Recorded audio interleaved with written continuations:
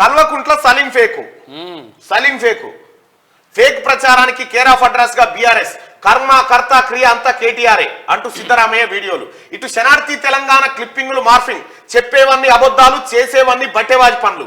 Fake ప్రచారానికి KTR patent. రోజుకో తప్పుడు ప్రచారంతో కన్ఫ్యూజన్. కల్వకుంట్ల అవినీతిని సైడ్ చేసేందుకేనా? ఇప్పటికే పలువురు బీఆర్ఎస్ నేతలపై కేసులు. స్ట్రాంగ్ గా కేటీఆర్ సోషల్ మీడియా వింగు. ప్రజలు బుద్ధి చెప్పినా తీరు మారలే. ప్రతిపక్షానికి పరిమితమైన కుట్రలు ఆపట్లే. కాంగ్రెస్ టార్గెట్ గా తప్పుడు ప్రచారాలు. ఇంకా ఇక్కడ కల్వకుంట్ల తారక రామారావు సరికొత్త వేషం కట్టిండు. ఓ సినిమాలోని సలీం ఫేకు క్యారెక్టర్ ను మించిపోయాడు. సలీం ఫేకు అంటే మీకు ఎరికేగా హైదరాబాద్ నవాబ్స్ ది అంగ్రేజీ సినిమా చూడండి. సలీం ఫేకు ఎట్లుంటాయో ఇందులో ఏది నోకియా చిన్న ఫోన్లో మాట్లాడుకుంటా నేను వీడియోలు అంతా చూస్తున్నా అంటాడు చూడ, అటువంటి ఫేక్ అన్నట్టు సలీం ఫేకు. మొత్తం కామెడీ ఉంటుంది సలీం ఫేక్ కథ. ఎట్లా అంటే రకరకాల మీకు చూపిస్తుంది ఒకనాడు.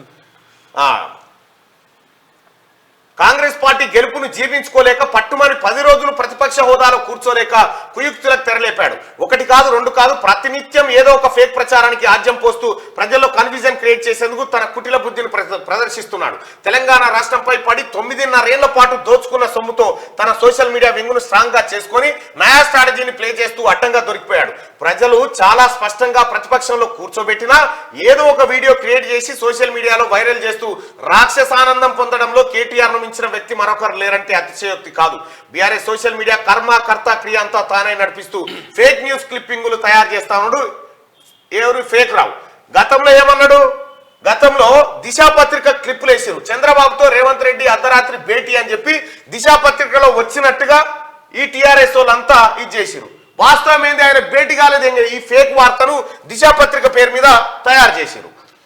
నిన్న ఒక ఇక ఇక్కడ ఇగో తీన్మార్ మల్లన్న పేరు మీద మళ్ళా రైతు భరోసా కోసం తీన్మార్ మల్లన్న ఆమరణ దీక్ష చేయబోతుండని చెప్పి ఈ ఫేక్ తయారు చేసి ధర్నా చౌక్ లో చేయబోతుండని కేటీ రామారావు ఈ బ్యాచ్ ఈ టీం అంతా. ఇవి ఎక్కడంటే నమస్తే తెలంగాణలో డిజైన్ అవుతాయి. అయితే విషయం ఏంటంటే రైతుల కోసం తీన్మార్ మల్లన్న ఆమరణ నిరాహార దీక్ష చేస్తాడని వీళ్ళే అట్లా. అరే కాంగ్రెస్ పార్టీ ప్రభుత్వం రైతుల ప్రభుత్వం రా, ఎవరికి ధర్నా చేసే అవకాశం కూడా అవసరం కూడా ఇయ్యదు. ఈ ఫేక్ చేసుకొని ఇంకా మీరు దిగజారిపోవడు తప్ప ఇంతకంటే ఎక్కువేం లేదు.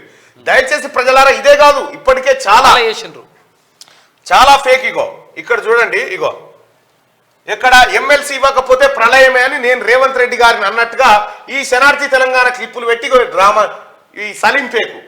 ఇప్పటి నుంచి డ్రామారావు కాదు సలీం ఫేకు. డ్రామారావు పేరు మారుస్తున్నా సలీం ఫేకు, జూనియర్ సలీం ఫేకు సలీం ఫేకే. సలీం ఫేకు కల్వకుంట్ల సలీం ఫేకు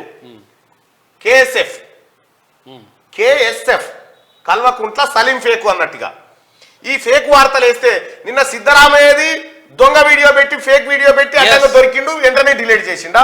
మొన్న డీకే శివకుమార్ది ఫేక్ లెటర్ పెడితే కర్ణాటకలో కేసు అయింది, ఫేక్ లెటర్ తయారు చేసిన ఎత్తుకొని పోయి ఎఫ్ఐఆర్ అయింది. ఇప్పుడు కొంతమంది మీద టీఆర్ఎస్ ఎవరైతే ఇవి సర్క్యులేట్ చేస్తారో వాళ్ళ మీద కేసులు నమోదైనాయి. ఈ సలీం ఫేక్ గాని నమ్ముకొని మీరు ఫేక్ వీడియోలు ఫేక్ ప్రచారాలు చేయకండి, మీ భవిష్యత్తులు ఆగమైతాయి. ఫేక్ ఎన్నటికైనా జైలుకు పోయేటోడే, తప్పది. ఇగో ఇట్లా శనార్థి తెలంగాణ పేరు మీద ప్రభుత్వానికి వ్యతిరేకంగా వచ్చినట్టుగా తీన్మార్ మల్లన్న నేను ఆమరణ నిరాహార దీక్ష చేసే అవకాశం మా ముఖ్యమంత్రి రేవంత్ రెడ్డి గారు నాకు ఇయ్యరు రావై.